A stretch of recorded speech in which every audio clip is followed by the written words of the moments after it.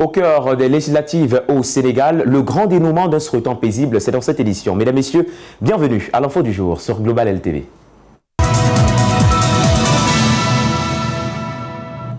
Les élections législatives au Sénégal se sont déroulées le 17 novembre dernier. Plus de 7 millions d'inscrits, l'échéance a connu un taux de participation de plus de 49%. Bien au-dessus, il faut le dire, de la dernière échéance. Elle a connu, et cela va sans dire, la participation du président sénégalais Bassirou Diomaye Diakhar Faye. Brindanon. Au Sénégal, les législatives anticipées se sont déroulées le 17 novembre 2024 dans la capitale Dakar. Ce sont plus de 7 millions d'électeurs qui étaient appelés aux urnes pour le renouvellement des 165 sièges de l'Assemblée nationale. Malgré une faible affluence des électeurs constatée lors du démarrage des opérations de vote, le scrutin a été marqué par un taux de participation estimé à 49,72% au niveau national contre 46,60% en 2022. Après son vote à Diaganiao, son village natal, Bassirou Diomaye Faye, chef de l'État sénégalais, a invité les citoyens à la sérénité et au calme. Voilà pourquoi j'ai invité les acteurs politiques dans la campagne électorale à faire preuve de responsabilité pour battre une campagne apaisée, sachant que le jour venu, le peuple aurait la même posture de grandeur qu'on le connaît et qui fait la fierté de tous les concitoyens, de tous les compatriotes sénégalais. Basé sur un échantillon de 553 bureaux de vote témoins repartis à travers le monde, les électeurs sénégalais ont tenu à choisir dans les 41 listes les représentants de l'Assemblée nationale pour les 5 prochaines années.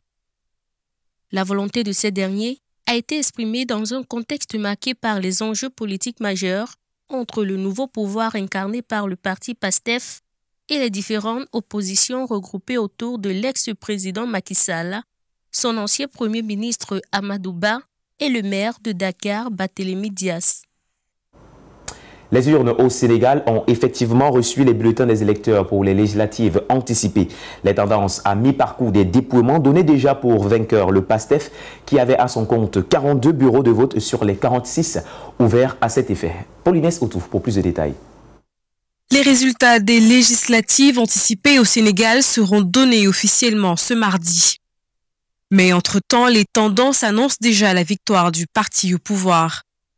La joie des partisans du PASTEF le témoigne à suffire. Le PASTEF arrive en tête dans une grande majorité des centres de vote dont les médias ont annoncé les résultats provisoires au fur et à mesure de leur affichage. La formation dirigée par le Premier ministre Ousmane Sonko aura en effet remporté le vote dans au moins 42 des 46 départements du pays et dans les 8 circonscriptions électorales de la diaspora, selon les tendances relayées par les acteurs politiques. Le Premier ministre l'emporte largement dans son bureau à Ziguinchor. Le PASTEF se serait également imposé à Dakar, à Touba, à Saint-Louis, à Thiès, pour ne citer que cela. La population attend à présent que les choses changent. J'espère qu'ils s'attaqueront au problème. Je veux que ces élections se passent bien et que le PASTEF se mette au travail. Nous avons confiance en leur programme. Le PASTEF d'Ousmane Sonko et Diomaye avait pour ambition de remporter au moins les 3/5 des sièges, une majorité suffisante pour mettre en œuvre son programme politique. Alors que le scrutin s'annonçait sous fond de tension au Sénégal, au regard d'une campagne pleine de secousses, les Sénégalais ont une fois encore fait preuve de maturité. C'est dans un calme absolu dans l'ensemble du territoire qu'ont été élus les députés de la nation. Reportage. Une campagne électorale sous fond de tension laissait entrevoir une élection dans la même ambiance. Pourtant, au Sénégal, le scrutin législatif de ce dimanche 17 novembre s'est déroulé globalement dans le calme et la sérénité, rapportent la plupart des médias locaux. Les bureaux de vote, qui avaient ouvert à 8 heures, ont commencé à fermer à partir de 18 heures. Jusqu'à la clôture des bureaux, aucune scène de violence ni aucun incident majeur n'a été signalé dans l'ensemble du pays. Cette atmosphère apaisée a été saluée par le président sénégalais Bassirou Diomaye Faye.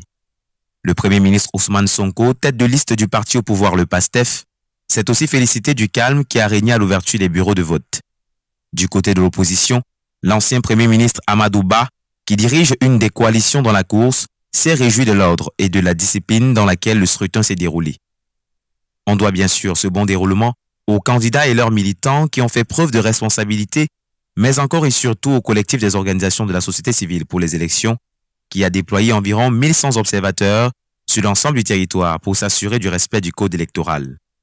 L'objectif justement d'une élection qu'on pourrait qualifier de transparente est basé sur le respect scrupuleux du code électoral. Nous, notre objectif maintenant, c'est de voir dans quelle mesure on pourrait essayer de tout faire pour remonter ces informations-là aux autorités compétentes en tirant sur la sonnette d'alarme. Par exemple, si nous voyons que parmi les incidents, il nous a été remonté que dans une zone, le scrutin se passe mal. Alors là, charge à nous justement de communiquer. Notons quand même que la tonalité est différente dans d'autres camps de l'opposition. La coalition Taku Wallu Sénégal, dirigée par l'ancien président Macky Sall, a sorti un communiqué à quelques heures de la clôture du scrutin pour dénoncer les innombrables irrégularités.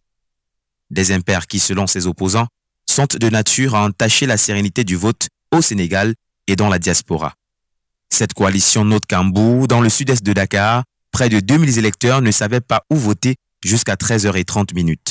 À Ziguinchor, au sud du Sénégal et fief du Premier ministre Ousmane Sonko, les bourrages d'urnes sont signalés.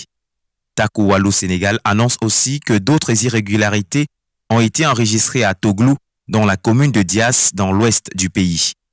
Toutefois, sans attendre les résultats officiels et sur la base des tendances disponibles, les principaux leaders de la coalition d'opposition Samsa Kadou ont déjà félicité le parti au pouvoir pour sa victoire. Il s'agit notamment de Bougane Gueye Dani, Anta Babacar Ngom et Barthélémy Diaz. De même, l'ancien Premier ministre Amadou Ba de la coalition Jam Ak Jarin a lui aussi félicité le PASTEF pour sa victoire. Eh bien, une victoire annoncée du PASTEF qui revêt ses enjeux. Ils vont de la confiance réitérée du peuple sénégalais à la nouvelle équipe dirigeante aux besoins de l'opposition de reviser sa copie, mais surtout de la possibilité qui s'offre au PASTEF qui va occuper les 3/5 des sièges de proposer l'organisation d'un éventuel référendum. Colin Bekatal. Crédité d'au moins 124 sièges à l'Assemblée nationale, avant même le résultat final des législatives du 17 novembre dernier, le PASTEF a relevé le défi d'occuper les 3/5 des assises de l'hémicycle sénégalais qui en compte 165. Le premier enjeu de cette échéance tient donc d'une confiance absolue des Sénégalais dont bénéficie le parti au pouvoir. Le coup d'essai lors de la présidentielle n'était donc pas un fait de hasard. Le peuple a réitéré sa confiance au tandem Sonko et Diomaye, le président qui a d'ailleurs exhorté à une élection dans la sérénité. J'invite à nouveau les électeurs, qu'ils soient citoyens simples ou candidats, qu'ils soient tête de liste ou investis, à faire preuve de sérénité, à jouer pleinement la carte de la paix et à recevoir la volonté populaire qui sera exprimée à travers les urnes.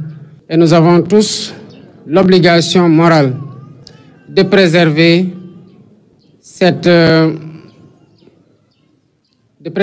cette appréciation et ce jugement que la communauté internationale nous porte.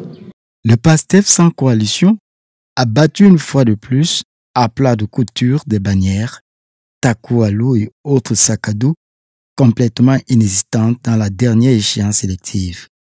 Deuxième enjeu, le PASTEF est libre d'implémenter son programme sur notamment la justice sociale et la condition de vie des Sénégalais qui méritent d'être améliorée. Sa victoire lui offre ainsi cette opportunité qui est aussi une évaluation. Il est à noter pour le troisième enjeu qu'occuper les 3/5 des sièges de l'Assemblée n'est pas anodin au Sénégal, puisqu'il donne au PASTEF en l'occurrence la possibilité de proposer l'organisation d'un référendum pour une éventuelle modification de la Constitution.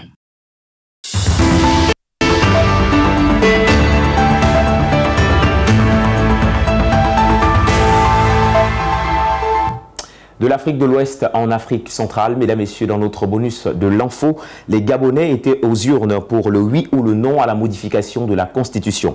Un rendez-vous qui a drainé les électeurs qui, en majorité, ont introduit dans l'urne le bulletin vert pour un oui à la révision de la loi fondamentale. Blandine Dinka fait le point. Gabon's constitutional referendum, held the Saturday 16th of November 2024, has brought significant changes to the country's governance structure. The new constitution proposes several key provisions aiming to stabilize the nation after the 2023 military coup. The presidential system will limit the president to 2 consecutive 7-year terms elected via the 2-round system. The office of Prime Minister will be abolished and replaced by a vice president of the government appointed by the president. French will remain the official language, but will be relegated to a working language. Mandatory military service will be allowed under law, and marriage will be defined as a union between a man and a woman. Other provisions include requirements for presidential candidates, including being born Gabonese to one Gabonese parent, not possessing dual citizenship, and residing within Gabon for at least 3 years prior to the elections. The National Assembly will be bicameral, consisting of the National Assembly and Senate, both serving 5-year terms. The Constitutional Court will comprise 9 appointed members plus ex officio members comprising former presidents. Additional provisions outline the right to property with conditions and procedures determined by law and a ban on human cloning. A new holiday, Liberation Day, will be established on August 30th to commemorate the 2023 coup d'etat, and amnesty will be granted to those who participated in the coup. The referendum's outcome is seen as a crucial step towards returning to civilian rule. Early reports indicate a majority of voters cast ballots to end military rule. International observers monitor the referendum, ensuring transparency. Et c'est au Gabon, mesdames et messieurs, que nous allons mettre un terme à cette édition de l'information sur Global LTV. Merci de l'avoir suivi. Restez sur nos antennes. L'information se poursuit sur Global LTV. À très bientôt.